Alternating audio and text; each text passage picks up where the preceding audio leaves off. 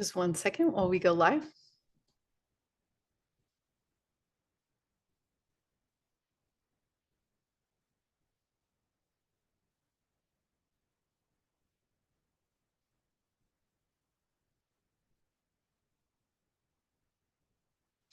Hello, welcome everyone to September's edition of Unlimited, where we interview incredible people who are changing the world. My name is Zenka. This is Adam. We're from LightNet, and we're here today with Dr. Tara Deliberto. She's a clinical psychologist who has used her research at Cornell University and Harvard University to really analyze how we rise in in our spirituality, in our consciousness. And I was so struck by her work because she dissects the values and the way you do things, why you do things, your values and your goals. And one of the things that's so interesting about this is she dissects it based on the ego, and then also the lower ego, which I had never heard any of this at all ever, which is this almost like a subservient way to be. So if an egotistical person's like, I'm doing this, it's my way, I want all the glory. And the subservient person has a lower ego. And it actually it's just as contriving, right? As you build your life. And she talks about higher consciousness and what it means to really analyze where we are, what are we thinking, what are our ideals. That was the word I couldn't think of, ideals. What are our ideals? And how to do that. And she's going to share with us today her research, and we're really going to go into this so that all of us can walk away tonight understanding this new way of really self-analyzing ourselves, so we can start to make decisions that are in our higher consciousness. So welcome. I've been looking forward to this for a couple of weeks now. I'm very excited to have you, Tara. Oh, Zenka, thank you so much for that lovely introduction. And thank you so much for having me here on the show. Any opportunity to discuss this work, I just jump on, let alone this one. I am such a huge fan of LightNet and Zenka and Adam. And again, just really an honor and a pleasure to be here. So I'll hand it back over to you. Where would you like to start? Well, I wanted to start. I mean, I think we should go back at the end of the interview about how you came to this, but let's dive straight into this. How does your system work? Because one of the things that is so interesting about what you're doing is that we always talk about fear and love and trying to be on the other side. But as you mentioned, no one has a practical, simple solution where you can go from point A to point B, and it's very, very clear. So for me, this is really the instruction manual we've all been wanting. And why don't you tell people about it and how it works? Sure. So a little bit about my background and kind of how I got from point A to point B. So when I was on faculty at Cornell's medical school, I developed a treatment for eating disorders, which sounds totally unrelated to this, but I'll tell you, it is the framework for kind of how to think about how to get out of ego. So when we're really tied to specific ideals, like for instance, thinness or having our body look a certain way, what we do is we make our decisions all day, every day about what food we're eating, what we're doing for exercise, what clothes we're wearing, based on fear of not being good enough, and our fears of not being enough, and maybe being abandoned or rejected. And so understanding how to help a person get out of the egoic problems, the egoic matrix, essentially, of an eating disorder was my background. So what I did, well, just as the brief story, and then I'll kind of mention the three steps of the method.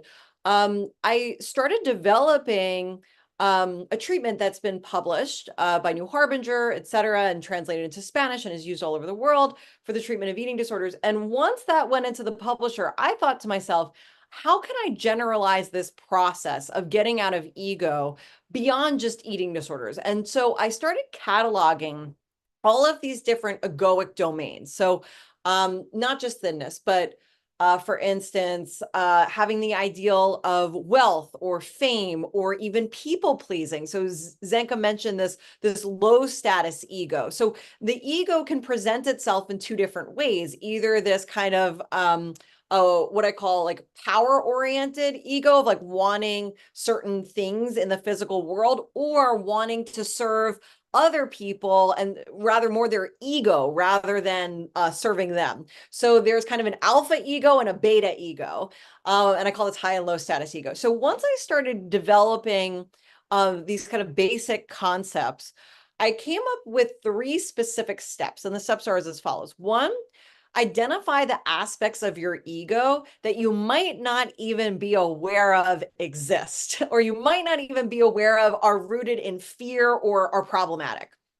Because we live in a society that promotes egoic ideals. And so all day, every day, we're being fed these messages about what we should strive for and how to build our sense of self-worth based on what we accomplish, rather than knowing that it's inherent and that we're beyond worth and we transcend worth. So in this society, right, where we're bombarded with these messages verbally and on social media, etc., it's really hard to even understand what is ego and what is not. And so I decided that it'd be a really good idea to develop what I call the ego personality test, which is a really comprehensive measure that maps out essentially the entire state of your ego based on modern egoic ideals. So I love what the Buddhists have done, for instance, right? In helping people to identify ego, etc. And a lot of the methods are ancient, and they don't necessarily discuss how to get out of modern day egoic issues. So that's really where I think my work comes into play.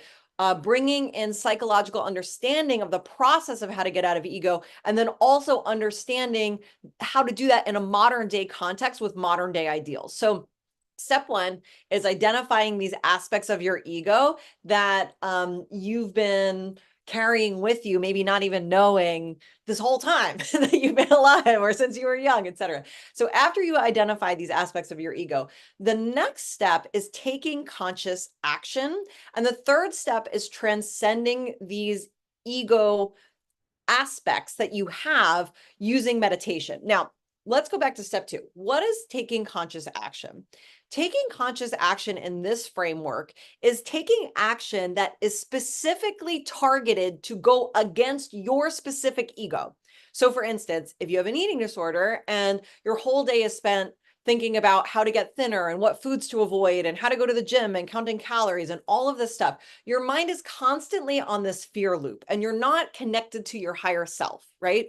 So what you can do to untether yourself from that obsessive thinking is, for instance, eat a cookie. Now, eating a cookie isn't generally, thought of as a conscious action, right? But if you're terrified of gaining weight and that fear of gaining weight is running your life, then doing the opposite of what your fear wants you to do is actually part of taking a step in line with love.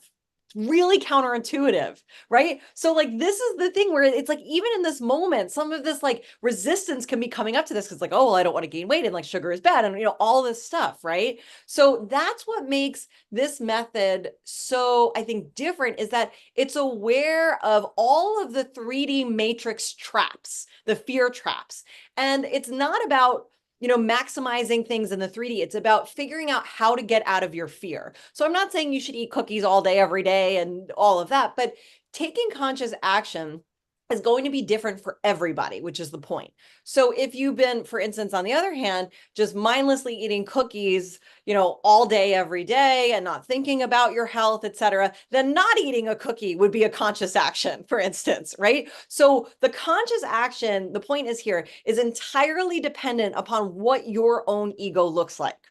Another example that doesn't have to do with food is wealth. So let's say that your ego is really focused on maintaining your wealth or gaining wealth in order to feel worthwhile. And there's this fear of what would happen if you didn't have wealth, right? how that ego could express itself in interactions could be, for instance, by being really showy with your money or holding on to your money and hoarding it, right? So if, for instance, your ego is presenting itself as wanting to be really showy, then, for instance, donating anonymously would be a conscious action, right? Or if, oh, that also could serve the, in the other direction too, where it's like if you're hoarding your money, donating also helps you to kind of face that fear and face your ego. So taking conscious action, again, is entirely dependent upon what your ego looks like. So after you start taking these actions, what happens is you feel a lot of fear. It's like, whoa, this is scary. It's scary to do these things. And that is precisely the reason why you should do them, because it's trying to avoid that fear that is keeping you trapped in the 3D psychological matrix, right? So when you feel that fear, you allow it to well up inside you, and then you get on the other side of it, then all of a sudden you're untethered. You're like, oh, I don't need to like live my life in this way where I'm hoarding every penny, or I'm, thinking constantly about the way my body looks and if I'm going to get rejected by somebody or whatever it is, right? So it starts to free us up. Now, the reason why the action comes before the meditation is because if you're sitting in a meditation and you haven't started to feel the freedom that comes from feeling your fear and then moving forward and untethering yourself from it, then you're not really going to commit to changing the programming of your mind. So, for instance, if you're really attached to these ideas that you need to pinch every penny because, that makes you feel safe. And so you justify pinching every penny because you feel safe and you don't feel that anxiety about spending money, right?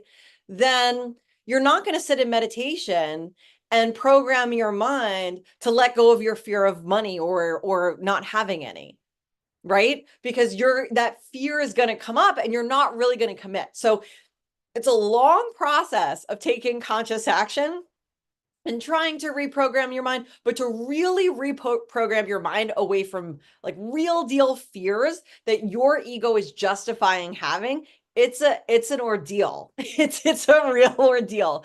And so it's tricky because a lot of people, as you were saying, Zenka, earlier, there are methods out there, for instance, for meditation and overcoming fears, but there are two kinds of fears.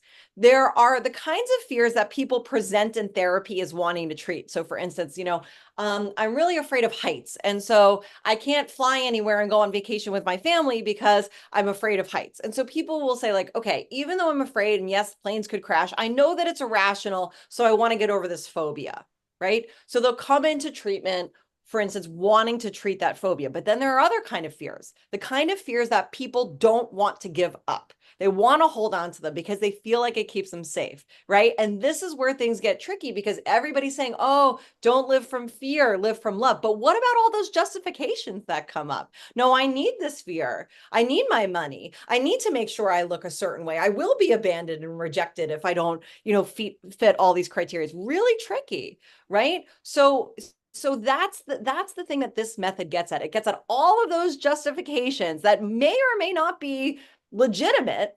But the point is, do you want to live a life tethered in fear and to the 3D?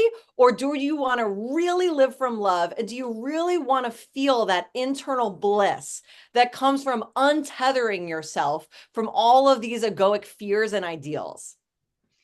Right? So if you really want to go for it, it's like no BS, no kidding. Like this is what we're going to do. So it's a little bit hardcore. It's admittedly a little bit of a hardcore method. It's not for like I think like the beginning spiritual seeker. It's like for the real committed. So then that's again where we can start to reprogram our mind. And after that, I'm telling you, and this is like a little bit, more of the story, these states of bliss that you can feel from systematically untethering yourself from all of the fears that you justify.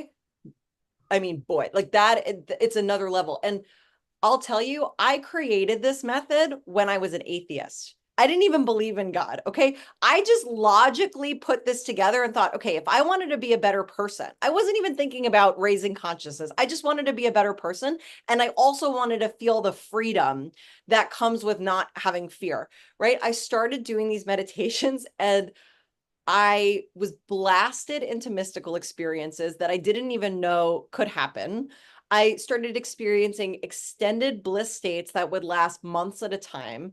It was so shocking to me that I'm now only realizing the power of the own logical method that I put together. And I still think that I don't know, to be quite honest, I still don't fully know like what happens as it unfolds. It is again powerful beyond my wildest expectations, and it's still unfolding. So I'll end there for a moment. I can Yeah, respond. that's amazing. That's amazing. I want to go more into the method and stuff, but let's take a pause. And I also want to go more into examples so people can really grab on, because that was a great thing to just wealth. Like, okay, if you're have money and your ego's tied up on it because it's like tied up in your self-worth, then maybe you need to give it away. And honestly, like all these or the cookie example, those are really good and those are really concrete. But since you just brought this up about the mystical experiences, if you were to guess, why did those suddenly happen to you? Ooh, I love that question. I'll tell you. I'll tell you. So the last little bit of this method that I kind of failed to mention, and I kind of Trojan horse it into step 3, which is after reprogramming the mind, something else that you can do that is part of reprogramming the mind is forgiveness. And I think that forgiveness, it seems like a little bit outside of the rest of the method, but it's not. Because where we feel that we are victimized is where our biggest egoic blocks are. Our biggest fears are rooted in our traumas and how people have hurt us, or how we've been hurt by the world, or how we've hurt ourselves in some way. And so what this whole method really does is prepare you for the really big task of, no shit, no kidding, going from victim to we are all one. And even the person that hurt me, I am one with that person. It's all leading up to that. So what happened after I was cataloging my ego and taking conscious action and reprogramming my mind, I started to feel freedom, but I also was miserable. And I thought to myself, okay, if I am a psychologist that has studied pretty much every real deal evidence-based therapy out there, that has research that shows that it works, and I've created my own treatment based on all of these principles, and I've applied it to myself with real fidelity and integrity, if I am still miserable in some way, we have a problem. Like, this is not a good look, and I really need to figure out what the problem is and how to address it. And I sat with myself and I thought, it's because I haven't forgiven. That's it. That's the last thing. I've done everything except that. And I have tried to avoid it, and I try to get around it, and I try to say, okay, like I forgive this person from like an imperial, I'm better than perspective, right? Like I might not be the victim, but I'm better than them, which is still a power dynamic and it's still an ego thing, right? But I never tried taking their perspective, really taking their perspective and really getting to their experience and really understanding where they came from. So what I did, and I didn't even know what I was doing, but I went into this pretty deep meditative state, and I merged my consciousness with someone who I felt had abused me. I didn't even know that's what I was doing, but that's what I was doing. And I felt their experience of me, and I felt their experience of their own trauma, and I understood with perfect clarity why everything happened the way that it did, and not from an imperial place, but from a real genuine place. I felt compassion for this person, not pity, nothing egoic, real compassion for what this person went through. And I realized that however much pain they caused me, it was nothing compared to what this person was walking around with, and with no ability, no tools, no support network to deal with it. And so I got out of that meditation and I sat down and I was talking to my friend. And I was explaining to him that I felt so much lighter after having compassion for this person. And then suddenly my consciousness, and again, one moment I was atheist, the next I was not. So in that moment, my consciousness disconnected from my body and I was in 360-degree light. It was vibrating at this super high intensity. It felt like I couldn't even sustain being there. A lot of people have experiences of going into the light and it being like loving and amazing. This was like intolerable. I could not stay there. I felt like maybe I didn't belong there. I don't know. It was a lot. And I came back into my body and I realized, okay, there's a God and we are all one. And I think what happened in that moment was that, to answer your question, Zenka, I removed the biggest egoic block that I had put between me, and this person based in my fear. And I think when my consciousness connected to that person and I forgave them, I believe that it's almost as if I had repaired a tear in the fabric of the collective consciousness at that point. And my mystical experience was being plugged in to the fabric of the collective consciousness and then experiencing oneness in that way. So I had, taken off, all of these egoic blocks and I had been clearing my fears out, but that was the big one.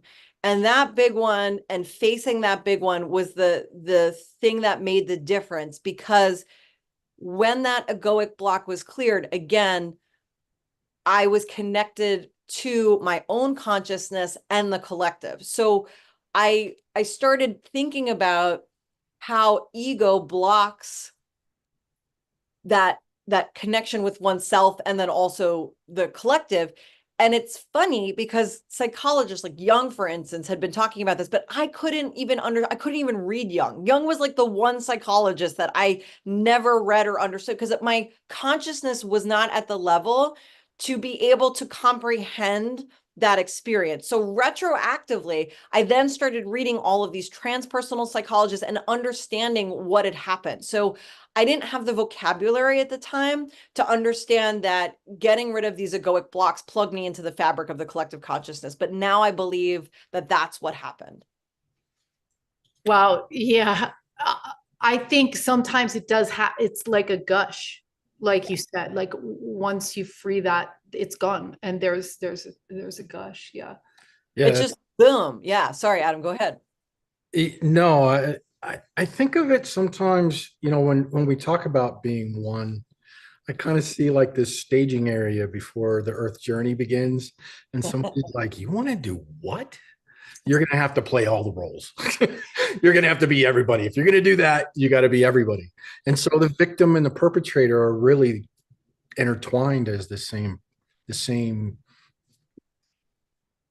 extra dimensional consciousness, the same consciousness. They're the Right. same. And we're just individuated, but really, I mean, we're individuated here in the 3D, but that's just one dimension. That's just the third dimension. Just Right. 1, 2, 3, right? We're 3 dimensions in, right? To how many dimensions? And so our consciousness is connected in that other dimension, in the collective, and experiencing that was really, of course, life-changing and paradigm changing. So I talk about this a little bit in the work too, right? There are different paradigms that we live in. And prior to experiencing that oneness, I'm telling you, I did not experience synchronicities. Synchronicities did not happen to me. They were non-existent. Everything was like hard won, hard fought, like just really trying and efforting everything. Nothing happened by magic. Nothing. And then after that, the magic level was through the roof, synchronicities through the roof, effortlessly work getting published, getting speaking opportunities. I mean, I didn't have to try at all. I didn't have to try at all. I didn't have to ask for anything, nothing. And so that was really life-changing, to go from living in a paradigm that was 3D, matter on matter, efforting everything into this spiritual paradigm and understanding things differently. Now, this only happened to me 7 years ago. So pretty much everybody on this call is probably ahead of the game in terms of like having lived in the spiritual paradigm for longer. So I'm still learning a lot about what life is like in this like, you know, third dimension, but also like a little bit maybe like tapped into like the others, you know, and bringing that in and what that's like. So I'm still learning how to navigate that. And I'm still learning how to navigate these bliss states and how to still reconcile the emotions that come up that are not fear related necessarily while having these experiences. So it's still a journey, but yeah, it is something to live in a different paradigm and to have that stark A-B experience. And hopefully I don't go back into A. Hopefully, you know, it stays B. But just that A-B difference is really fascinating to be able to compare and contrast with. Wow. Wow, interesting. So, could you go into the three states a little bit? I had a chance to look through some of that today, and I found it really interesting. Yeah, the three different steps. Okay, so can I screen share? Yeah, that would be great. Go ahead. I was trying to pull it up on my screen. I got it all set up over here. Okay, so how much time do I have to kind of go through the specifics? Almost like a slideshow, but rather it's a PDF. Yeah, I mean, go ahead. We have another half an hour before we do questions. And just so the listeners know, we are going to be doing a full-on masterclass in 2 weeks. So I'll put the information up in the videos. But yeah, let's dive in and really give people an understanding and get your questions ready because she's just now touched the surface of the depth of this. And it's so powerful. And I think it's very easy to follow. Thank you, Zenka. And also, I'm noticing a comment in the chat from Mindful Manny. Yes, A Course in Miracles really describes forgiveness super well. And there's a footnote in A Course in Miracles that described my experience. And it was the first time I had ever really seen anything that had touched on in print what had happened to me. And I'm forgetting what number it was in the course, but it was very profound to read that little footnote about what happens when you forgive. Well, the course is 365 lessons, and some people take several years to go through it. It sounds like you are onto a quicker way to cut those because it's like forgiveness. Like there's no you there. It's all that oneness. Like if you are a mirror, and if I'm triggered by you, then you're mirroring what's triggering me within me, but I don't see it because my eyes are pointing out. Right. So what I'll say is, okay, I'm I'll not. shut up. I'll let you go. No, it's okay, Minnie. I'm having this internal battle. I'll narrate it for you. The internal battle is wanting to kind of go down the path of infomercial. Like this is a quick method to raising your consciousness. But the truth of the matter is it's not. This is not quick. It is a long, hard method that describes things really clearly. But I think, so I'm doing the math. I'm 40 now. I must have been 32, 33 at the time.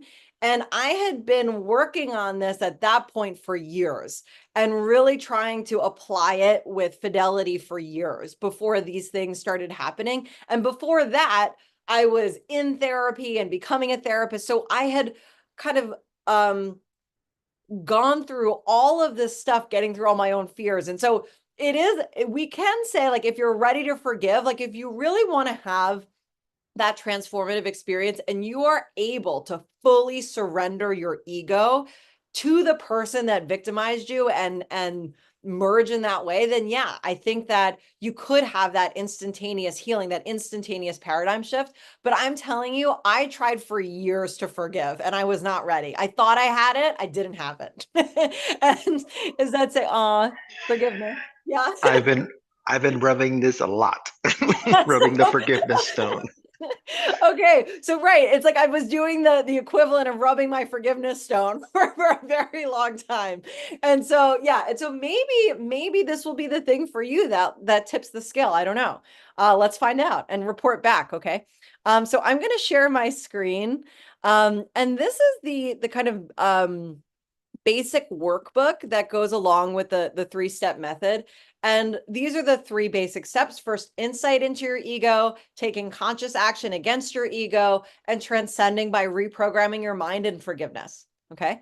The basic framework here is probably one that you've heard of with a little bit of a twist, which is we have a body that is like a radio, a physical 3D body, and then there's a frequency that plays on the radio that is not necessarily 3D. It's ubiquitous and everlasting.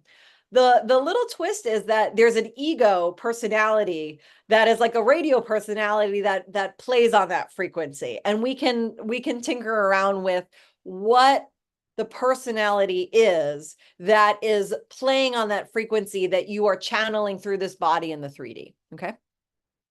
Briefly, we can identify in one direction or the other. We can identify as the sum of our parts. You know, I'm a thin or fat person. I am a wealthy or poor person. I am a good or bad person. I'm a people pleaser, or I do whatever I want, right? We can have all of these different definitions of who we are that are based in ego. And when we look closer, fear, it's arguable, but I'll teach you a little technique for identifying if something's coming from fear or not for you. Or we can identify as something greater than the sum of our parts, our consciousness. And when we identify as our consciousness, we think of ourselves as being that consciousness that's channeled through an avatar. And this is really expansive. So it's in this book, everything purple is related to higher consciousness, and everything darker, 3D, denser is related to the 3D ego. So as Zenka mentioned before, there's a distinction between values and ideals. And this might sound like, you know, an academic psychologist splitting hairs semantically. And you know what? Maybe it is, but I just invite you to humor me anyway, and going on a little bit of a journey of exploring the distinction between values and ideals. So values are inherently healthy. Ideals are inherently either rooted in ego or higher consciousness. And I'll tell you what I mean. So values are what our avatar values in this world. So for instance, spending time with your family, right? Your family's these 3D members that live here, or getting an education in the 3D, right? These kinds of things. And modern day psychology says, so long as you live life in accordance with your values, you're going to be happy. And if you're not living life in accordance with your values, you won't be fulfilled. So for instance, if you value your family, but you're working all the time, well, you won't feel fulfilled and happy. So you have to work less and spend time with your family, right? So I love this framework. I'm a big fan of it. And I also really respect the guys, Kelly Wilson and Steve Hayes, who created this framework. It's called relational frame theory that this fits within. But I said to Kelly Wilson once a while ago, you know, I have eating disorder patients, and they really only value thinness, and they are living life completely in accordance with their value of thinness, and they're on death's door, and it's really scary, and they are starving themselves. So how is this healthy? How is it fulfilling? And Kelly Wilson said, well, values are inherently healthy. And my friend Dennis Tersch as well said the same thing. And so I thought, okay, thinness can't be a value then. It has to be an ideal. And what happens when we have ideals is that we consider them to be, because they are, our standards of perfection. So if we just live life in accordance with what we think is perfect, we'll be happy. But what we don't realize is we can go a million miles an hour in the wrong direction, trying to be thin, trying to be famous, trying to be wealthy. And then at some point, we may or may not realize that it's not the answer, right? How many people do you know who are super wealthy and also really, truly happy and fulfilled, right? So maybe not so many. Jim Carrey has a great quote that goes like this. He wished that everybody could be rich and famous so they could have the insight that it's not the answer. right? So it's really a trap that we fall into. So I thought, okay, I need to come up with a framework for ideals, actually. So this is what I came up with. There are 4 quadrants. There are ego ideals on the left, and there are 2 categories, and then there are higher consciousness ideals on the right, and there are 2 categories. So the first category of ego ideals are what we were talking about earlier, these power ideals, which is associated with what I call a high status ego. And power ideals help us to avoid our fears, particularly of not being good enough, by overpowering them.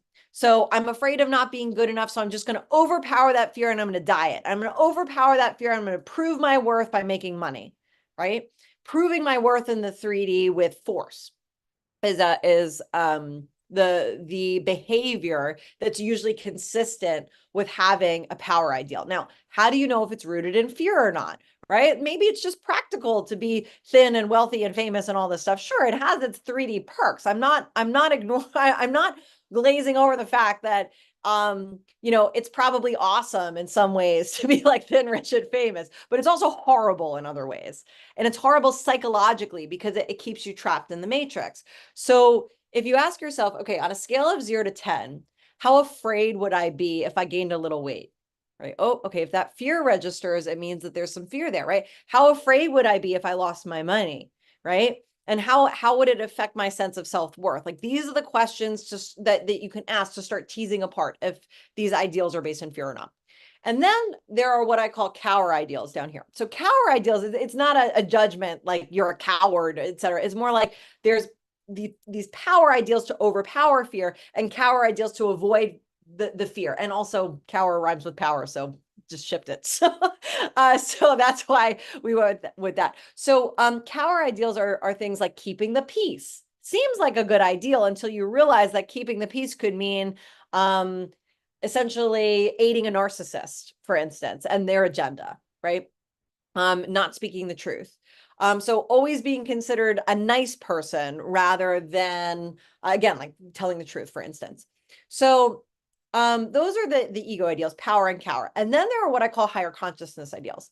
So the first one, of course, because all of this stuff is coming out of this eating disorder framework, is rather than idealizing thinness, for instance, there's the idealizing lovingly nourishing the body and accepting the way that it looks, right? Wow, that's rooted in compassion. It's not outcome focused. It's not contingent on anything. It's not conditional. It's not like, okay, I'll love my body if it looks a certain way. Nope, there's nothing conditional about higher consciousness ideals. There's nothing about outcome in higher consciousness ideals. It's all about the process of loving for these love ideals that are alternatives to power ideals. So for wealth, an example of a higher consciousness ideal alternative could be being a mindful steward of resources and creating value for myself and others through meaningful work. Right? So it's not about, making a certain amount of money, making $1 million before I'm 50 or whatever. It's about generating meaningful work, generating resources, being a mindful steward of them, and essentially channeling that higher consciousness in your behavior. Right? So do you see the difference there? Right?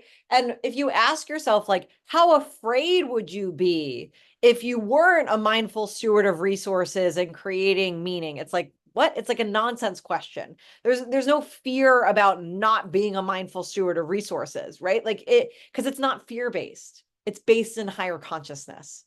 It has no root in fear. So that's how you tell. If something doesn't make any sense in relation to fear, higher consciousness. Okay. And so down here, rather than, for instance, keeping the peace, you can have a truth ideal, such as willingness to tolerate discord and discomfort in the process of confronting the truth. Right? Ooh, that's a good ideal, I think. I mean, I wrote it, but like I happen to like this one because it inherently has baked into it this tolerance aspect, that tolerating things that don't feel so good is actually something that can be helpful rather than just trying to avoid it. right? We're not necessarily being sadistic here and saying like, oh, it's so good to like have pain. It's not that, because that would be more of like a power ideal, actually, right? Like I'm not good enough unless I'm tolerating pain. There's no aspect of that. It's more just that it's okay. Like you don't have to feel good all the time, right? We can have a human experience, and that's okay. And just making a little room for that in the process of telling the truth and doing something that's rooted in higher consciousness. Okay. And so this breaks down high status ego and low status ego a little bit more, and discusses the difference between low status ego and no ego, which are very often confused. So with high status ego, a person has power ideals. They want to be on top. They put their own ego first, and they're social positioning wise the alpha, right? And then the relationship to the higher self is that they reject the higher self.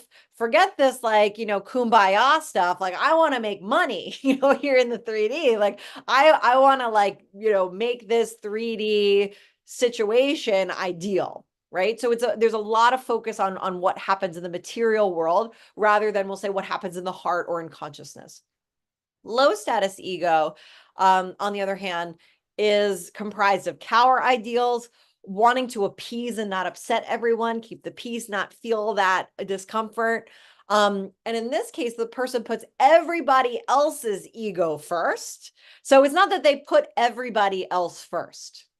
It's not, oh, this person's in need, I have to help them. It's, oh, this person has an egoic desire and they're going to get mad if I don't do what they say. So I'm going to serve their ego, right? That's a different thing. Serving somebody else's ego is not the same as serving someone else. Big distinction, right? And that very often gets clouded. And these folks with lower status egos, they beta in response to the alpha. So they deny their higher self in favor of playing it safe in the 3D, and again, putting everybody else's ego before their ego, right? Versus if we're operating from higher consciousness without ego, we hold these love and truth ideals, and our objective is to serve. Our behaviors are in line with serving, our social positioning is to serve, and the relation to the higher self is in alignment. Right? It's super simple. It's really simple. Hard to get there, super simple, right? So this, I'm going to skip ahead a little bit. This, if you're interested in it briefly, talks about the different consciousness paradigms that I touched on earlier. So I used to live in this what I call a dense ego paradigm, where I didn't really feel like I had free will, because I was just responding to my fear in this very like stimulus response way. I wasn't in touch with my higher power. I wasn't in touch with my higher self or the ability to create. I was just, again, forcing things in the physical world. And I can be pretty forceful if I want to be. So like some things were moving around, but it was very effortful. And the difference now is totally, yeah, it's totally different. So, I had some mix of power and cower ideals. And depending upon the situation, I could either have a high status ego or I could have a low status ego. So I probably had more low status ego stuff going on, but there were some times where I had some high status ego stuff going on. And I would try to, again, like force specific things happening that I wanted to happen in the 3D from that power place instead of that higher consciousness place. I had compulsive behavior, right? Making sure that I published all these papers when I was in academia and I was climbing up the ladder. And, it's just so rat in a cage to me now, just looking back on it. And so I wasn't accessing the soul's gifts in the same way. Sure, I was serving, I was working in a hospital, but I was also concerned about my ranking, my status, making it to tenure on my tenure track and all of that, right? And so again, the synchronicities didn't occur, versus boom, I forgave, merged consciousness, felt the oneness. And then all of a sudden it's like I had free will. I didn't have that fear. I wasn't living in a trauma response pattern. And so I actually started being able to create. And beyond that, I wasn't even necessarily intentionally creating all the time, because these amazing things that would that would keep happening were beyond my wildest dreams. So it's almost like I wasn't even intending them because I couldn't even dream big enough to intend them. And so they just happen. I mean, it's very interesting stuff, I think. So then I started, I think, using the soul's gifts more in terms of living a more spiritual life, meditating more, and all of that. And then again, I wasn't efforting as much. So just interesting to think about how we'll say thickness of the ego and the denseness of the ego can kind of keep you trapped or not trapped, free in a different paradigm. Brief footnote on this: being a scientist and having, this experience here and then this experience here and down here, not even being able to get through a sentence of Jung, not even understanding what a synchronicity was. It sounded insane to me, versus like, oh yeah, like all this is tracking up here. There's so much effort in the spiritual community that I've seen to like use science to convince scientists that consciousness is real. But what I say is, like, if a given scientist is here, it doesn't matter what they're reading on that printed out paper. They will find a fault with that study, even if it's faultless. Like Dean Radin's stuff is so good. It's so on point. He's so smart, and his experiments are so well designed. And I know for a fact that if I would have read Dean Radin's studies when I was here, I would have been like, this is BS. Because like I couldn't experience it, versus now I'm reading it and I'm like, okay, I find a little thing here or there, but I'm like, yes, yes, yes, yes, yes. Because it matches my own level of consciousness and it matches where I am. So I always say, forget trying to convince scientists with data that consciousness is real. Like, let's get them to Peru. Like, let's, like try ayahuasca, or like, let's do some meditation, or let's and then we'll show them the paper.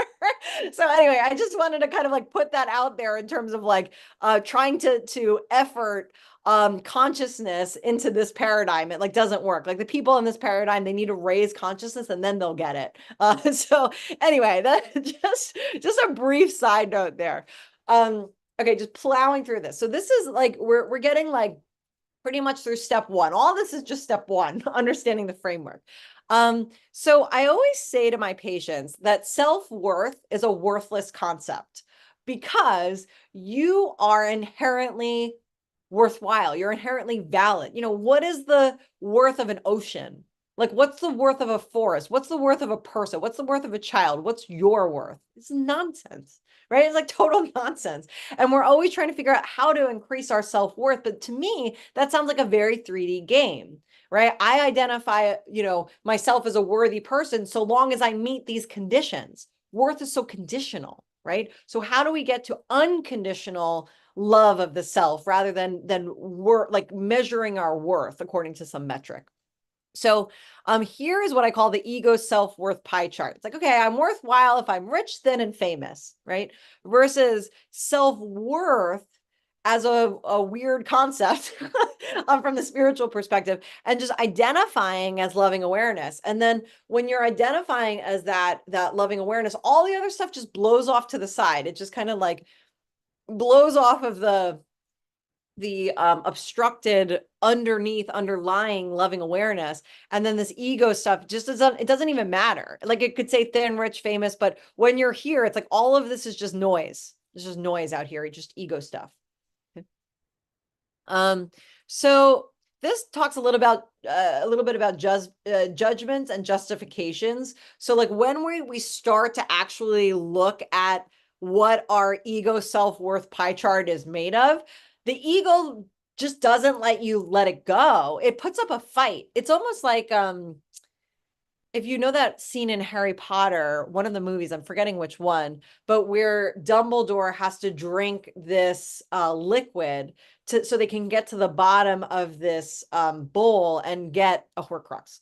And so Dumbledore says, like, no matter what I do, I will put up a fight. Just make sure that I drink this liquid. Like, I need to drink the liquid.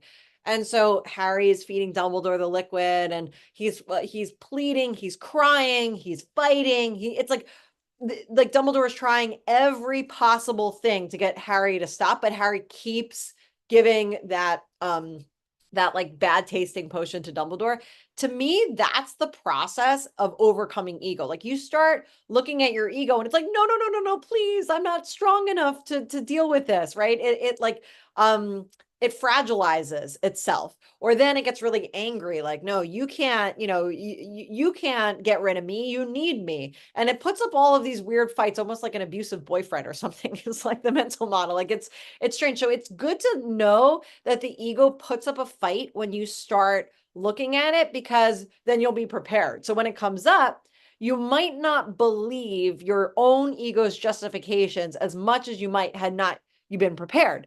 So this workbook just goes through a little bit of that, but then we get to the main event, which is the ego personality test.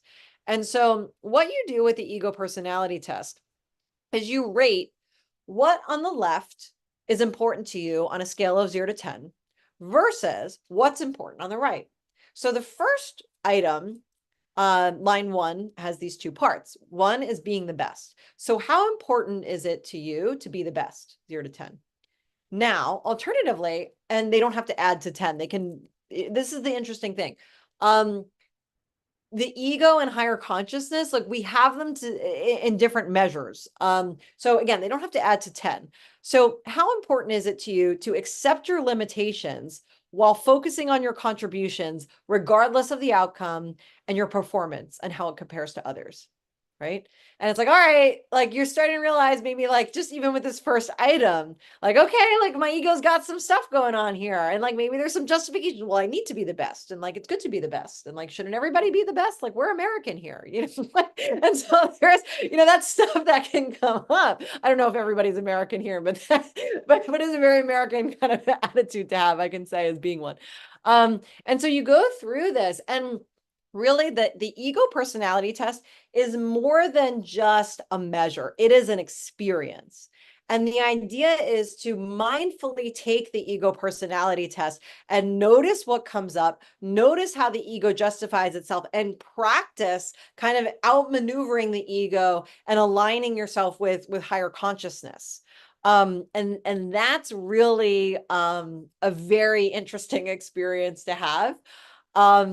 Yeah, and just to say another note. So on the wordings of this, these items aren't worded necessarily like perfectly for everybody. So for some, I used to have like, thinness on here, but not everybody has a body ideal of thinness. Maybe it could be just having a body that looks a certain way, like slim thick is another one. And, so it's more about, it's not about the specific content so much as it is the domain of like what my body looks like or how much money I have in my bank account. So this ego personality test is set up, it maps onto this. So the first part of it is power ideals and love ideals. The second part is cower ideals and truth ideals. So you go through the whole thing, it's a lot. And so I like to set aside, 20 minutes, a half hour to kind of go through it and then process it. It's really important to process what happened, how the ego justified itself, your emotional experience, and get a good baseline assessment, right? Okay, so that's step 1. And the last 8 minutes I can go quickly through. So then we take conscious action.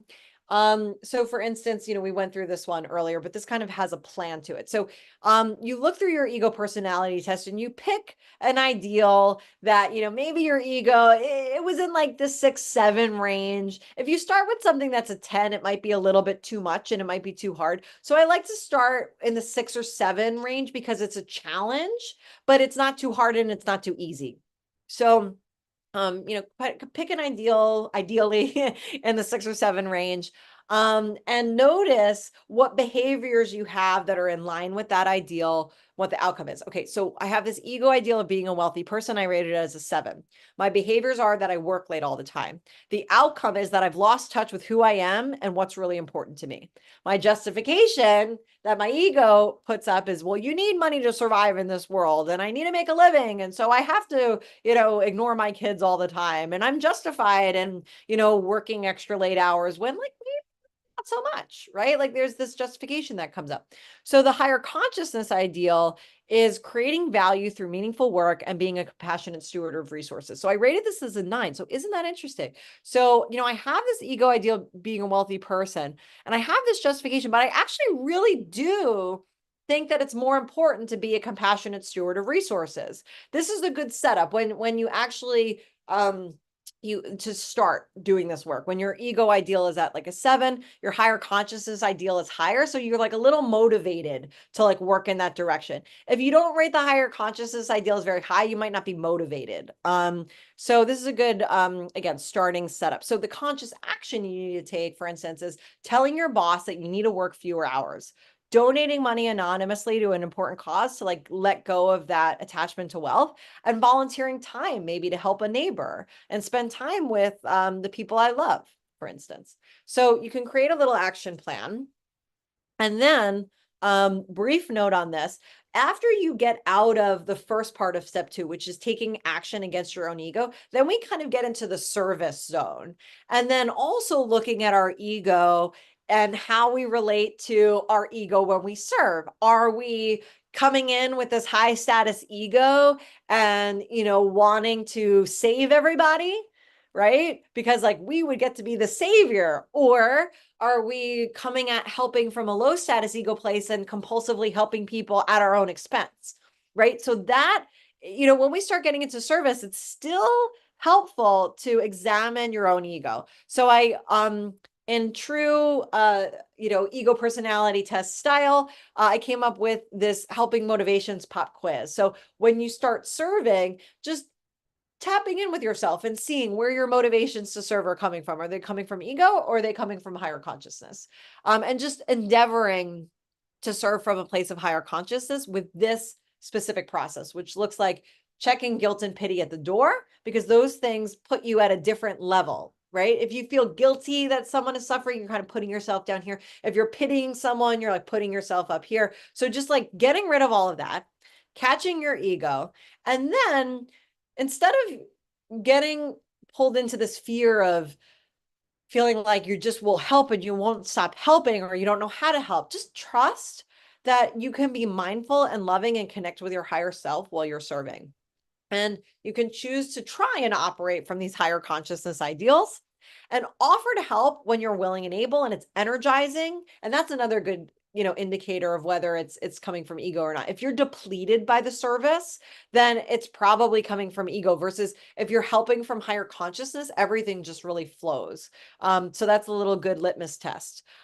So this type of service where you're not only helping in the 3D, but you're internally checking in with yourself and figuring out what's going on with your ego, that raises your consciousness, which raises the collective consciousness, which then from there you can tap into these kind of other higher consciousness places and bring change into the 3D, not just efforting, but like in both ways, through your behavior, but also through your action. So it just, you know, you're just helping at a whole other level when you're being really mindful in this way and serving. And so once you really, you know, feel that, then it's time to do the real work where we see the big shifts happening. And you're like, the real work, it's like, isn't all of this work? I mean, all of this is work. Yes. And when you're ready, getting into these meditations, and for the benefit of all life everywhere, moving into your higher consciousness, right? Going through this emptiness meditation process, if you're familiar with that, which is reminding yourself, right? You're not what others think of you. You exist independently from the thoughts of others. You're not your thoughts. You're the observer of your thoughts. You're not your achievements, right? You're the actor, to Adam's point, right? Like you're the actor playing the role in this life. You're not your identity. You're the possessor of an avatar, right? And this one I love. You're not what you think that you're worth, whether it be a little or a lot. You transcend worth, right? You're not your body. You're in and around your body, right? You're your energetic consciousness field. And so from there, then we kind of get into like really programming the mind away from ego and towards higher consciousness. So programming the mind to, after this meditation, bringing the ideal forward and bringing your behavior in alignment with it, to compassionately accept and address your own needs for instance, while contributing to helping others. Balancing the following, respecting that everybody's body has different capacities at different times, rather than, wanting your body to be like healthy and thin and beautiful all the time. Accepting that disease and disability can be a part of life. They don't have to be, but they can be. From this non-egoic place, just accepting and loving that people can get sick, for instance. Taking reasonable measures to improve and safeguard the health of yourself and others. Cultivating awareness that you're not your physical body, but conscious beings. Being open and vulnerable with trusted people, right? Just getting out of all of this egoic stuff, and really rooting in that. So last but not least, in the last minute here, there's a little bit about forgiveness, right? So you've done this work of identifying your ego, taking action, reprogramming the mind to higher consciousness. Now it's time for the main event, right? All of this has been leading up to forgiveness. This talks about how ego keeps you separate, forgiveness plugs you in. And then this is kind of the process here of forgiveness. And then I don't include a forgiveness meditation here, only because if people are not ready for it, merging consciousness with someone that has abused you can feel traumatic, or there could be like a traumatic response to it.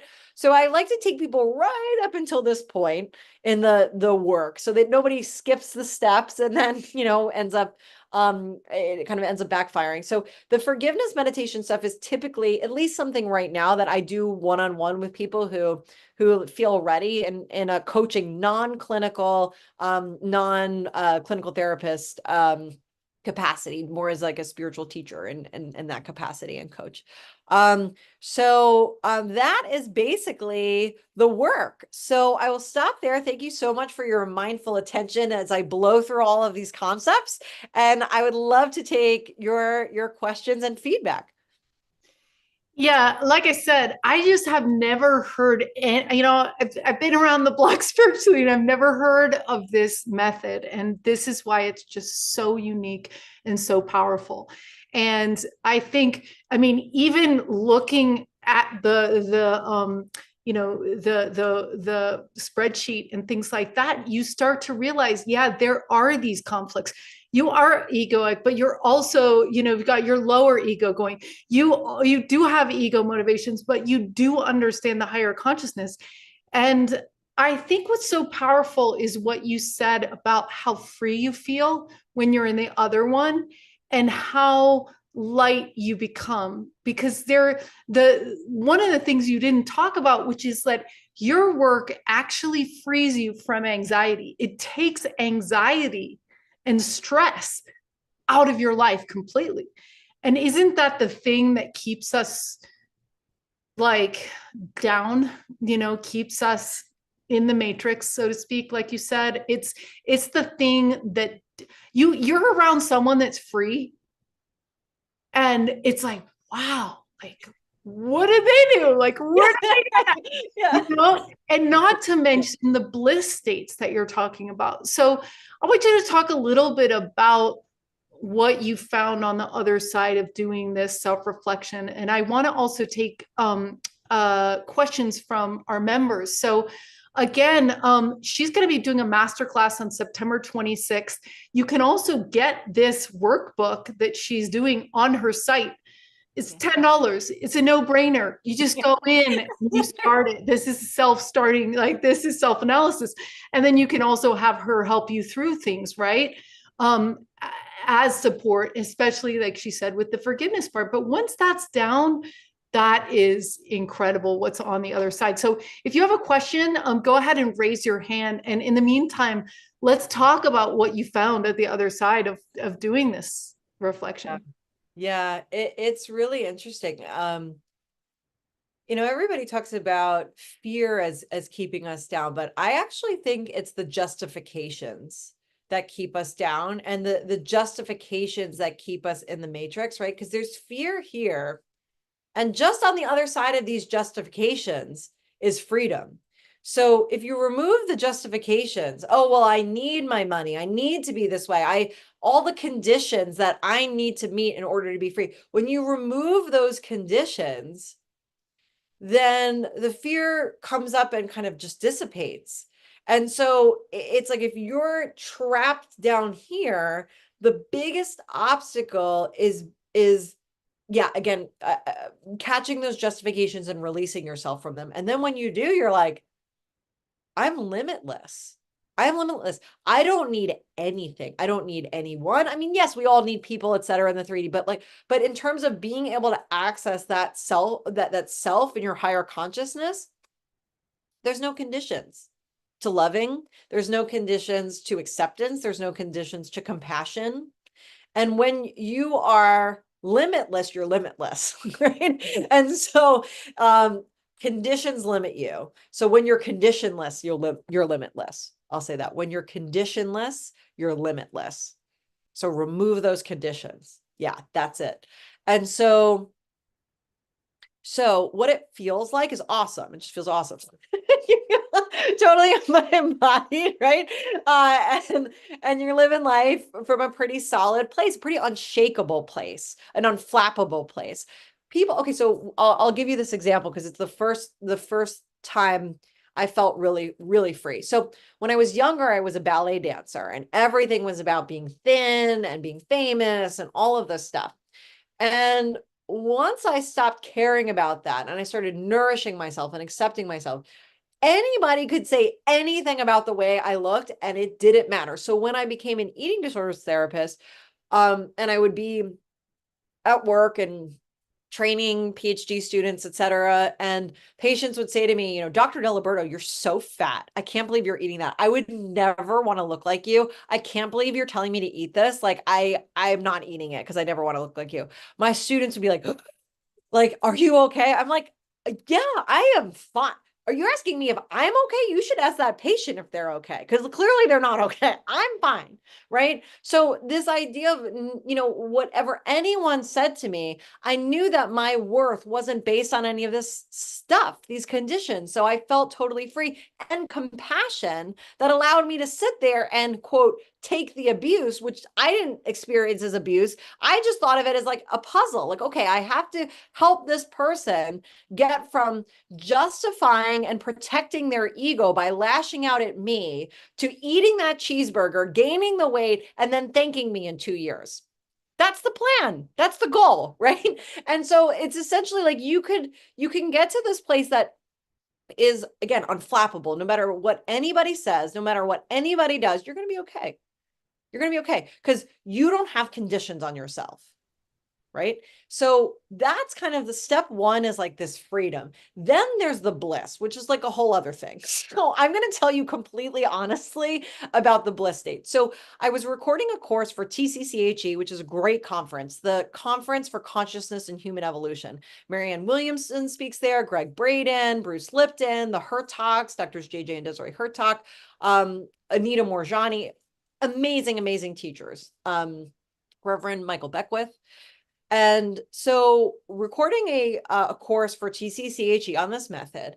And to be honest, I mean, I've done these meditations max for 2 hours, maximum. Normally it's 10 minutes here, 15 minutes there. And there are 4 different meditations that come with this program. And I usually do like 1 a day, right? So to record this course, it was Mother's Day of this year. And we recorded 4 different versions of each of the 4 meditations. So I was meditating all day for the filming of this course, and meditating with the sound guy and the camera guy. Actually, they hadn't really meditated before, and they didn't really have a big job, right? The camera guy just was to point the camera. I'm sitting there meditating. He doesn't have to do anything, right? So it's like, okay, let's all meditate together. And meditating with these 2 guys all day, I left there feeling like a little like buzzed, right? And then I got home, and it's almost as if I had taken some sort of substance. This wave of bliss came over me. I couldn't stop it. I wasn't efforting. It was unstoppable. And I laid in my bed, and I was just feeling this sense that all of the spiritual masters talk about, but feeling it and knowing it, that everything is perfect. Everything is perfect. We truly are all one. So this went on for like 3 days, right? I'm like, just like like in my bed like this, like, you know, like having these thoughts. And so I finally call our friend Alan Steinfeld and I say, Alan, I need help. I'm in this bliss state. I can't get out of it. What do I do? I have to teach tomorrow. I was teaching a course on treating eating disorders in pregnant women. It's like a super important thing that nobody's talking about. You know, people with eating disorders, if they're pregnant, their babies are not getting food. Right. This is important. I need to get out of this bliss state because I need to function. I need to serve. And he said, Tara, people spend 20 years in an ashram trying to get to bliss and you're trying to get out of it. He's like, why don't you just enjoy it for a little while? And I was like, I need to serve. And so that actually was a whole other level of surrender. So I'm looking at the book on my shelf. So I opened David Hawking's Transcending Levels of Consciousness. And I'm reading about the bliss state. And he talks about when people get to that bliss state, half the people just die. They're like, whatever, I'm done. I'm out of here. You know, I've peaked. And so everything's perfect. I don't need to live, like whatever. And then the other half of people surrender the bliss state in order to be of service. And that is a whole other level. And I thought, I got to give this up. I'm going to do it. And so I let go of that. I was like kicking and screaming and I felt the ego justifications. And so that was super interesting and unexpected that in the bliss state, my ego then attached to the bliss state and was like, no, no, no, no, no, no, you can't give it up. You can't give it up. You need this. And I was like, I need to help these clinicians understand how to identify and treat eating disorders in pregnant people. That's what I need to do. And so, you know, and also I'm a mom of a 4-year-old, it's right. So it's like, I have things to do. I need to make peanut butter and jelly sandwiches and whatever else. Right. So like, okay, like, all right, I'm letting go. And yeah, it was really hard, but then the bliss moved from this kind of spiritual bliss into more of like an embodied bliss. And for instance, like feeling this bliss in my body as I was boarding an airplane or, you know, doing things that I would normally really not enjoy. So just finding that physical joy and embodiment in the 3D, and trying to kind of stay connected to higher consciousness while also simultaneously operating and serving in the 3D. It's actually really hard. I'm still working on it. I haven't gotten it yet, to be honest. I kind of ping pong. And sometimes, if I'm being really honest, sometimes the bliss is so intense and I so don't want to surrender it that I have to kind of like ego trick myself to like go down. Like I think of something really sad or I kind of like get myself a little bit more back in my ego so I can function, which is not optimal. I think I have to figure out how to integrate, but that's completely honestly where I am with this. So I'm still, I guess in a couple of years when I get that, I'll write the manual on how to do that. But for now, still working out the kinks. So yeah, the experience. Such a great experience to feel that. It's Yeah. so nice. Do we have any questions from our audience? Go ahead with yours. Yeah, so I thought it was really interesting, the things you were saying about bliss. And what are your ideas on, because I've experienced it myself and I find like I can blend it into whatever it is I wanted to accomplish. And so it seemed like yours was almost debilitating in a sense. It was almost, it was. I mean, I think my eyes must have looked like I didn't look normal. I'll put it that way. Like it probably looked like I was on drugs or something. Like I was just like, yeah. So I think that, but that was initially, that was when it kind of first came over. But now I think, yeah, I can kind of blend it a little more. But the thing that I'm grokking is how to do anything when everything feels perfect. Everything is perfect. Why am I doing anything? Why am I teaching anything? Why am I helping anyone? Everything's perfect. Everything is exactly perfect. Right. And so that was the tough thing. Cause like in that state, motivation to do in the 3D, there's no motivation.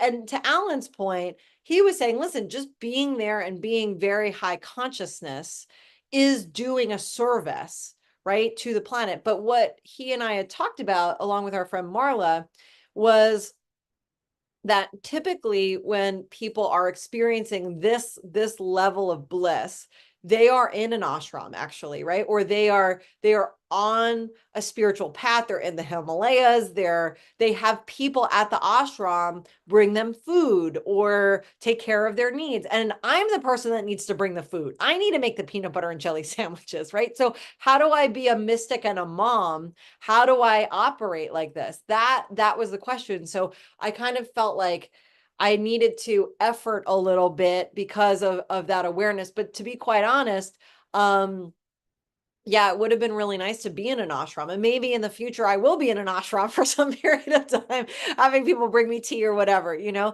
and we'll see how it goes. But it sounds, Adam, like you've integrated this Well, a little more. you know what? And I have no idea if you have any artistic background, but I think that I can draw from that. So artists often, and a lot of artists I've known, they experience that bliss in their work.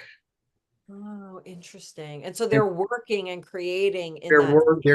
work, their creativity is the source of the bliss, being directly connected with that creative expression. And so that's where I'll bring it out, and I can create a wonderful meal, a wonderful experience. I can create wonderful work, whatever it might be, if I'm bringing that artistic creativity, if it's a work of true love and passion, then Yeah. I think that's how I channel it in and through. And it can be Oh, that's so sports, sweet. So good. you know, it can be anything. You can enjoy a drive. It can be like, oh, I got to run an errand, but you can have that bliss moment and like, I'm going to take every curve just perfect for my own expression, you know, like I'm almost like I'm painting it with a brush. So No, that's really good. When I'm writing, I can get into a flow, but I'm a ballet dancer and an academic, right? These are the most cognitively controlled things. Like people say like ballet dancers are artists. They are not artists. They are the mediums, right? They're the mediums for the director and the choreographer who are the real artists. And we're just the instrument, right? We have to like, you know, like every finger has to be perfect. Like everything is so hyper controlled, right? And there could be a flow state that enters into it, but it is hyper controlled. And so even right, the food and like everything is controlled. And so the same kind of thing in academics, right? Where like the research is very cognitive. So for me, even though I was artsy in the sense that I was a ballet dancer, I wasn't really artsy. And at least me personally. And so yeah, this is still, like I said, pretty new for me. So maybe I should take up painting or something. I love painting. I'm not very good at it, but I love it. So yeah. I know what you mean because when I first woke up, I clearly remember having the thought, like, no wonder priests don't marry. Like, no wonder, because, and no, because this is like, I felt the same way. I was like, I cannot function. I can't function in this regular world in this state. Like, it's too complex. It's too, you know, so it's interesting, but it's also like, that's why I always thought, oh, an ego is somewhat healthy. We're always trying to like shut down the ego, but it's healthy because it will actually drive you to do stuff. But I think one of the most, we've got a question from Manny, and then we're going to tell people where to find you and everything. But I think one of the things that the most important things that you're saying is like, look, once you get over on this other paradigm, because that's literally what is happening right now. We are going from this 3D state where we thought we were supposed to take care of ourselves and our family to, oh my gosh, we're all one. We need to take care of everything all at once, like through our consciousness. That is the paradigm that we're trying to understand somehow. And this gets us there. And what's so interesting is you said, oh yeah, when you're in that, then everything is ease and grace. The thing just comes to you, you know, the all of it just comes to you, and it's better than you could have ever dreamed. Yeah. And also, right? And also peanut butter and jelly, right? right. Right. Mm-hmm. Yeah, but that's building the connection of the rest of your life that you're having. So it's also, you know what I mean? It's very important. But one of the things that was interesting is a teacher, Judy, she's passed now, but from the mystery school, she was like, look, you know, in this tumultuous time where everything's changing, she goes, look, what people are going to realize, they're going to have everything taken away from them. They're going to have their job, they're going to have their relationships, whatever they hold on to, they're going to get taken away. And she goes, why? Because consciousness is all you need. Mm-hmm.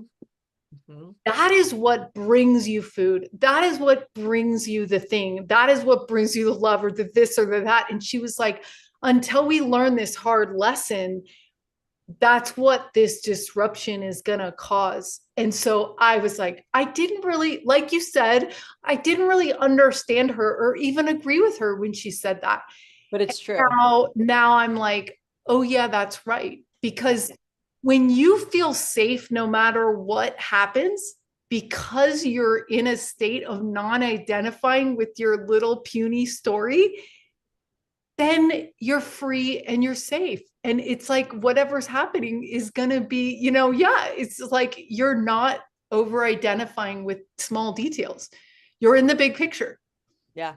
And I want to get to Manny's question really briefly. What I'll say is I was in a really tough, like a very dangerous situation a couple of years ago, and surrendering my life. Like, okay, if I die, I die. Like I have no attachment to this physical body. It catapulted me. Like that was another really, really big awakening moment that kind of shifted me further into the spiritual paradigm. And yeah, when there is like a real sense of, if my body's gone, I'm going to be fine. That's right. There's that level. And then I think when we get out of all of those conditions and all of those justifications and all of the fears come up and get expressed, and that bliss is overwhelming, then yeah, it's channeling that into the day-to-day, and like that's what's running the show. And that was the other thing I failed to mention, which was and I'm still to some extent in the bliss state, but I was, when it first hit, those first couple weeks, I was completely observing what I was doing. Like it was like watching another person in a non-dissociated way, in a witness seat way. But prior to that, I had kind of had to try to work to get into the witness seat, work to observe my thoughts, versus I couldn't get out of the witness seat. I was like straight jacketed into the witness seat. Like I was just watching everything unfold. And I was like, who is doing this peanut butter and jelly sandwich making? Like, whoa, like it's just like, just like it's just happening. And yeah, and so there's all of these various parts of the experience of being untethered from fear and being in contact with a higher consciousness and learning to navigate like the various points of it. It's very interesting. So I'll pause there, and Manny, over to you. Curious to hear what your question is. Yeah, thank you. Thank everyone for making time and space to be here on this journey. Thank you, Tara, for illustrating something and helping me connect so many dots. Earlier, I made reference to the Course in Miracles. The Course talks about love, and then, at the 3D level in this matrix, there's love, and then there's ego. But on a 5D level, on a higher plane of consciousness, there is no opposite to love, because love is all encompassing. So we're down here, this is how I see it. We're down here chasing bells and whistles and bling bling and whatever Madison Avenue tells us to go after. And stressing about not having strong enough Wi-Fi, but that's the small signal. The big signal is that higher consciousness. And I want to share something as a therapist. Like when I was working the beginning of the pandemic, so we know that hit us in March of 2020. I hit around mid-October and applying at a whole new level because I was doing okay, like financially and everything.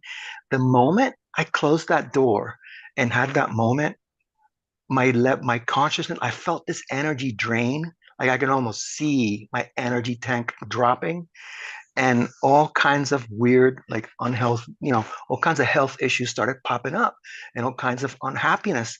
And it's because I started identifying with guilt, the consciousness of guilt, and not able to forgive that, or not able to reconcile that, cost me a lot in health. And then fast forward to here now. Thank you, Tara, because so much of this really clicks for me. Um, just like too much to mention. So I really don't have a question. Um, I just want to thank you, and I look forward to the master class. That's the only question I had, but Zenka already shared that, so I look forward to downloading that self-assessment tool and working it because, like they say, it works if you work it.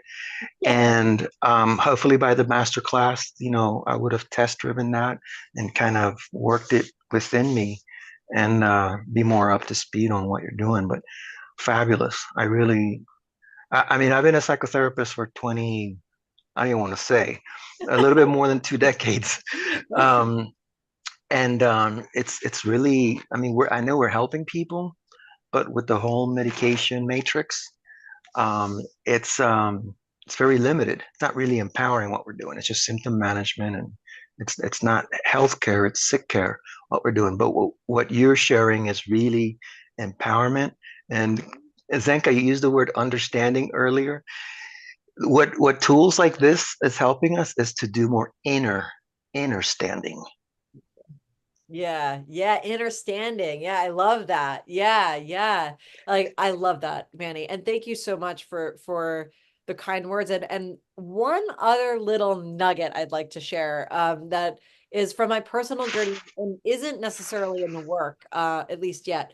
So I had been very, very ill with an autoimmune disease for about 20 years. And part of the reason why I left my faculty position at Cornell was because I was working in New York City at New York Presbyterian. I was at the medical school, which is in New York City, and I had a very, very bad lung condition. And so I moved out here to California, and I think just living in California, earthing, grounding, having that 1800s solarium for tuberculosis thing. I didn't have tuberculosis, but had a lung condition. But just being at the beach, I think, was very healthy for my lungs. I met an amazing naturopathic doctor named Dr. Lawrence Freitas, who treated my gut microbiome by mapping it specifically and seeing that I had missing good bacteria and lots of unhealthy bacteria. And he helped with that, and he helped my gut, but my lungs, I still had a lung condition, even with the air and even with the gut microbiome. And so I started looking into Joe Dispenza's work, Dr. Joe. And so I did an online course with him. And in one of the online courses, he talks about, his work involves, right, imagining yourself healthy. And what my ego did at that point was like, do not imagine yourself healthy. This is too scary. You have been sick for so long. You're never going to get better. And you are going to be crushed with anxiety and sadness and disappointment when you get out of this meditation and your lungs are just as bad as you went in. And I thought, okay, I'm familiar with this voice. I know this voice. This is the justification matrix voice. This is the voice that's keeping me down. This is not me. I am limitless. Right? So I did that meditation and I let myself fully feel what it would be like to, and I know this is again, this is like a conscious action, depends on the person, to smoke a cigarette. Like I imagine myself smoking a cigarette and being totally fine. Not that I want to smoke a cigarette, but I couldn't even be around a cigarette without about 10 days of pain. Right? I couldn't travel. I mean, it was horrible. So I imagine myself like totally fine smoking a cigarette. I got out of that meditation. About 12 hours later, I was sitting on a porch and someone with a cigar walked by. It was totally fine. For the first time in years, I'm totally fine. I could smoke a cigarette in one hand, a cigar in the other hand right now and be fine. Yeah. And people in my field, they don't want to hear this. They know that I'm a fan of the UCSD researchers, Hemal Patel and his team, and what they're doing to support Dr. Joe's research. People in my field have like even giving me some warnings, like, we like you, but, just make sure you don't kind of like step out of line. Like this, like Dr. Joe Dispenza stuff is really out there. And I'm like, yeah, but I don't have a lung condition. And like your medical system didn't help. I was on faculty at Cornell's medical school, right? I had access to all the most brilliant medical doctors. None of them helped me, right? 1 hour doing a meditation where I imagine that I can smoke a cigarette, and now I'm fine. So I don't know. It Um, was a stimulus response where you put 27 trillion cells in your body to work together in one harmonious moment. Right, right. And isn't it so interesting, right? Because it's not about the content, right? Like if it were about the content of the cigarette or the cookie, right? But it's not about the cigarette. It's not about the cookie, right? Dr. David Hawkins says this, right? He says that food is only as healthy as you believe that it is. That's interesting, right? That's super interesting because we're walking around, oh, this is good food, this is bad food, this is healthy food, right? We're poisoning ourselves with the fear, we're inundating our food with those fears, and then we're eating the food. We're That's so mentally unhealthy. contaminating it. We're contaminating it mentally. Yeah, Right. remember Dr. Emoto, bless the water, bless the food. Yes. Yes. And Yeah. also when I was pregnant, I did all of those kinds of Dr. Emoto water meditations while I was pregnant with my son. That's a whole other thing, right? Meditating and infusing your body and as you carry a child, right? Whoa, like we're scratching the surface with the water stuff, right? Like pregnant women now. There's an interesting population, right? So anyway, lots of stuff here, right? Lots of stuff to unpack. So I wanted to mention that one little bit about, really overcoming the fear of being healthy and that the ego can justify these things. And I think that I've even written to Hemal Patel to say that this is my idea, like that the people that benefit from the Joe meditations versus not the Dr. Joe meditations, it's probably the willingness to face the fear of not getting healthy and being willing to imagine being healthy anyway. It's that willingness, that belief that it's worth maybe failing, that I think is that limitlessness. Yeah. Yeah. Dr. Carolyn Miss brought us the word woundology. We invest so much energy, currency in my woundology, right? My chronic fatigue or whatever it is, that it's very scary to go there. It's Because our whole scaffolding can collapse, a house of cards, in one uh, good meditation, one blissful moment in meditation, in the right environment, right? Person, environment, set and setting. right You don't setting. have to go to Peru, by the way. You don't have to go to Right, Peru. right. I know. Yeah. I love the idea. I'll see you in the jungle. We'll have some of that dark drink, but you don't have to. You don't have to. It's really our cells are listening. Our They're listening. 27 trillion cells are listening. And another just little note on this. So I actually have never done ayahuasca personally.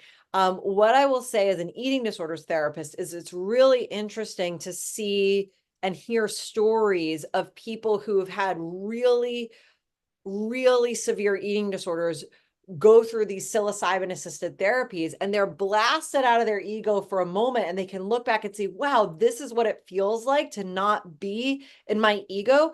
Because again, there are these two kinds of illnesses, the kinds of disorders that people want to get rid of, like phobias, and then the kinds of disorders that people don't necessarily want to get rid of, eating disorders, narcissism, substance abuse, this kind of a thing, because we kind of get something egoic out of it.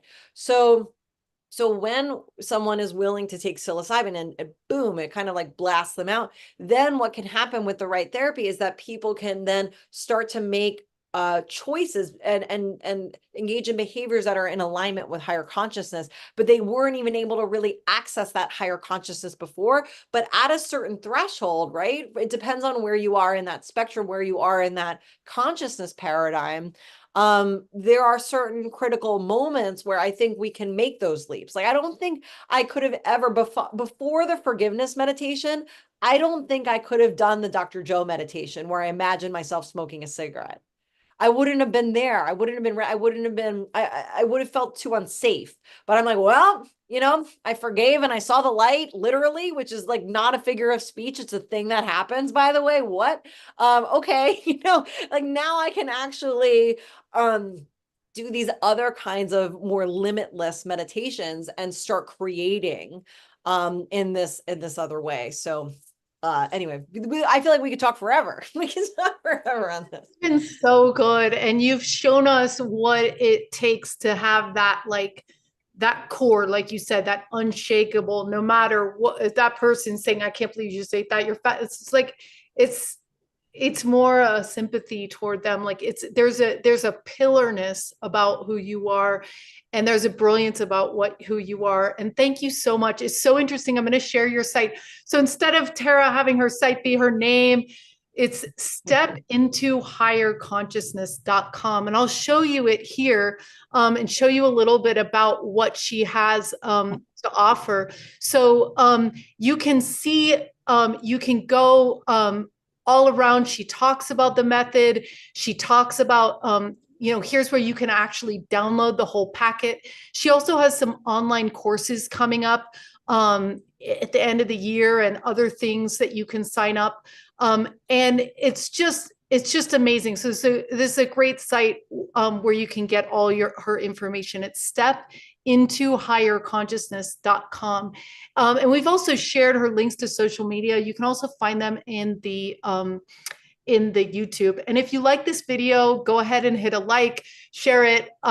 She will be back with us on the Thursday, September 26th, to do a masterclass where she's going to walk us through those charts.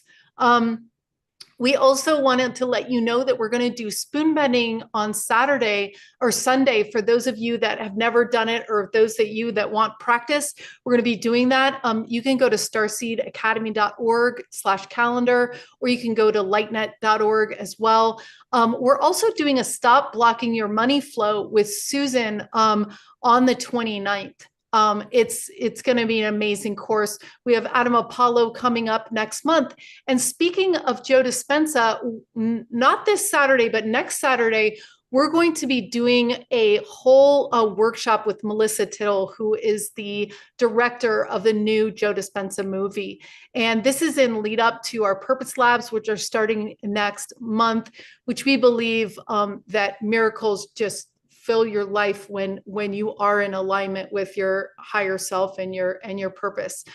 So this is going to be a chance for you guys to do some of the practices, learn about our research, and also learn about Melissa Tittle, who is the director of The Source. She's also the founder of Ancient Aliens, Code 12, and other things. So do you have anything else you want to leave us with or tell us about?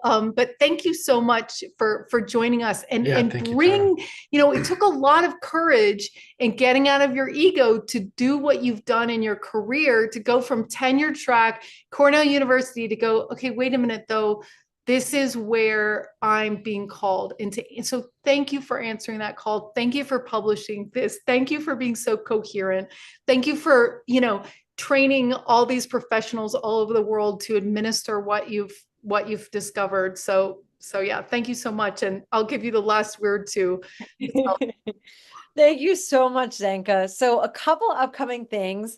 A friend of mine, Michelle Fawn, who started the kind of YouTube fame thing early back when. She is a makeup artist. And anyhow, she launched her new platform called Afterglow. So I'm going to be on a show with Michelle Fawn on her Afterglow podcast coming up soon. I have a body image course that I haven't necessarily even posted about or launched. So I guess this is the official launch of the body image course, and I'll show you where you can find it. So on my website, Step Into Higher Consciousness, under the online courses, this first course here is a Udemy course. So if you're a therapist and you have patients that are struggling with body image, or you yourself are struggling, or you know of someone, that course is up there for you to see. And yeah, and then also on my website, there are some other media appearances I've done. When Biden dropped out of the race and Marianne Williamson wasn't able to be on the Awakening World, Scott Cadamus asked me to come on and fill in for her, as well as two other lovely women. So I'm discussing my work there, and you can find that all on my website, stepintohigherconsciousness.com. Oh, and then Instagram. So this is the thing. I don't love social media myself, and I don't post a lot of stuff on it, but I feel like, that that's something that I'm endeavoring to do, because that's how we spread information these days. And this is important information. We need to get it out there. So, my Instagram, thank you, Zenka, for putting that in the chat. Raising Consciousness Tara is me. So hopefully I'll see you there on Instagram. Oh, thank you so much. Tara, have a great night, and we look forward to seeing you in 2 weeks again. Yeah, thank you so much. Okay, bye. Okay, Wait, is it 2 weeks or 1 week? It's 1 week. It's next week, right? It's the 19th today. The 26th is next week. Yeah. Yes, that's right. We jammed it all into one thing. So yeah, in 1 week at this time at 6:30, you can join to be in this. Now you can do a LightNet membership. It's 144 for the whole year for 72 events, or you can just attend this particular workshop, going to starseedacademy.org/calendar or lightnet.org. Again, looking at the calendar, that'll get you right into this, and we look forward to having you part of our community. Thank you so much, Zenka and Adam, for having me. And thank you all so much for being here. It's been really beautiful to spend this time together. And if you have any questions, please reach out to me, contact me through my website. I'd love to meet. We could do sessions together, these coaching sessions, whatever it is that calls to you. I would love to explore. So thank you so much again for being here. Thanks for lighting the way. Awesome.